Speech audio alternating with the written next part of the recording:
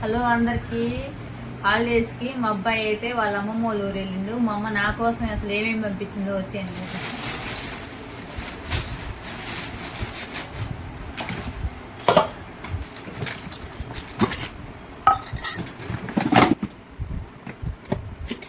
ఇవి అరిసెలు,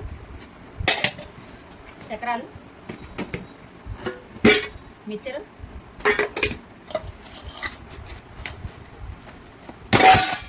ఇవైతే లడ్లు, ఇవేమో సన్నకారపూస, ఇది జీడిపప్పు పప్పు చెక్క. టేస్ట్ అయితే చాలా బాగుంటుంది.